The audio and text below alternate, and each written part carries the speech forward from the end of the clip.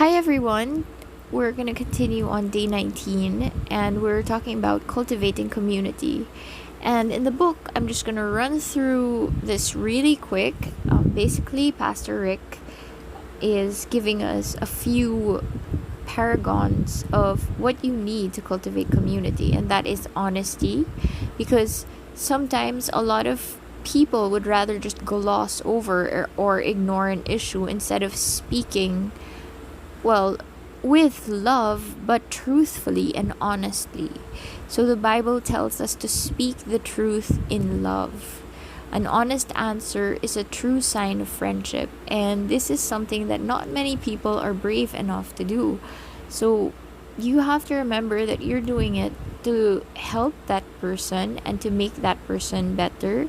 It is not to hurt the person, it is not to be right. So you have to check your heart, and when you can be certain that you're speaking in love, that's the only time that you should speak the truth in love, and that will usually fix conflicts. Just make sure that you're out to take care of the other person's feelings through the truth. So no lies or pretenses, because this creates a lot more trouble in the future. Also, if anyone is sinful or immoral, if they're living a life of promiscuity, or if they're rude to friends, drunk, or becomes greedy or predatory, as Paul comment on some of the people in the church, you have to guide them to the right path. That's part of being in a community of Christians. That's your duty, and it's your honor, and it's a sacrifice that you make in order to lead others to salvation and to goodness and to God. Cultivating community also takes humility. So self-importance, smugness, and stubborn pride are usually what destroys communities. No matter, I've seen Catholics and Christians who are 60, 70 years old still fumbling through this particular obstacle. They put their self-importance before others, and that is not loving, because in truth, you're already filled with God. You don't need other things to make you feel important. You are as loved and as perfect as you already are, as you need to be. You just have to recognize that. And when somebody makes you feel bad, you can overcome it with love. You can forgive, because who you are is not dependent on what they do or say or think or feel, but who you are is already finished. You are fullness.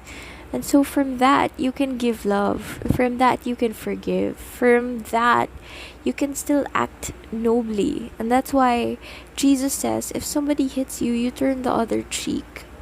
That's powerful, because you're stopping the evil cycle.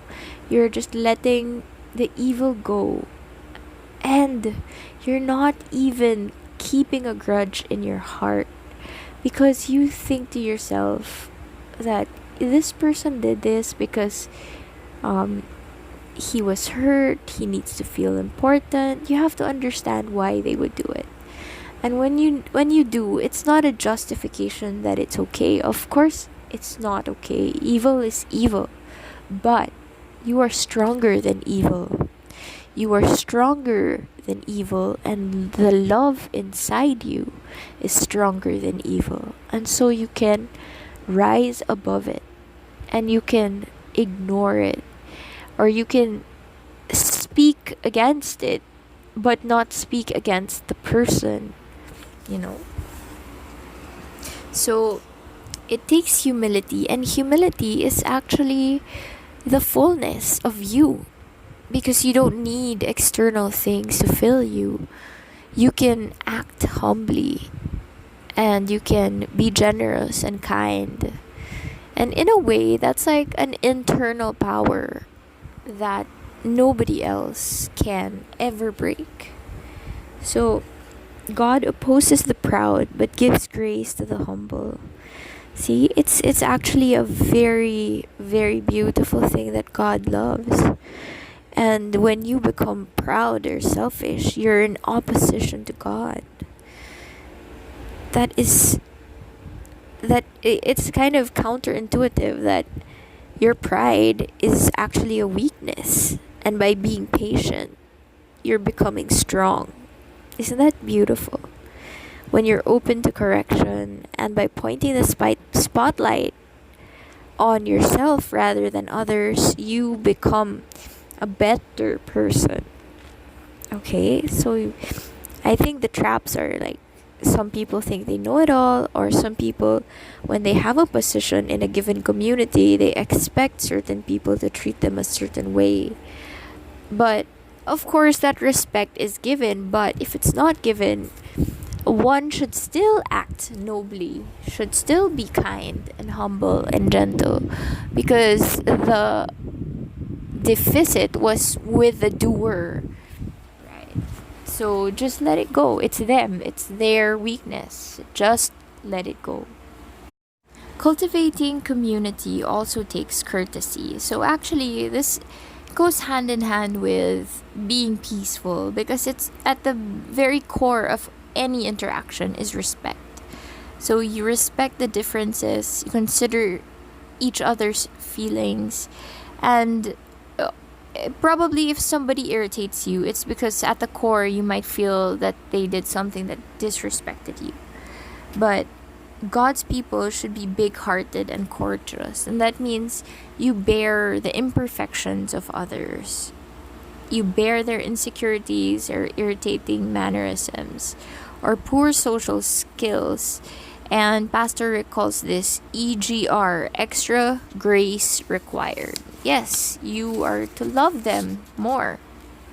They're opportunities for growth and testing of fellowship. And when you treat them with dignity and you treat them kindly, you prove to everyone that you are from God. And the fact that we belong to each other, we are like a family that defends and protects each other. So one thing that we can actually do for other people in our church is to downplay their doubts and fears. Because when you have doubts and fears, it makes you act in jealousy or anger. And a person who is filled with Christ can overcome the doubts and fears of other people. So that's a great way. Please think about it now. Who are the people who have doubts and fears and jealousies and insecurities that I can help, right? Next is cultivating community takes confidentiality. That's true, because when you're in a small group, you need to create this center of acceptance, of confidentiality, where everyone can share their deepest hurts and needs, where they will be listened to and validated and be given godly advice, right? So you can't just listen and let the person, or they call it a fool is a person who doesn't know what's right and wrong. So you guide the fool to become a wise saint, a wise person, but don't treat them badly, because they're still children of God. Even fools are children of God.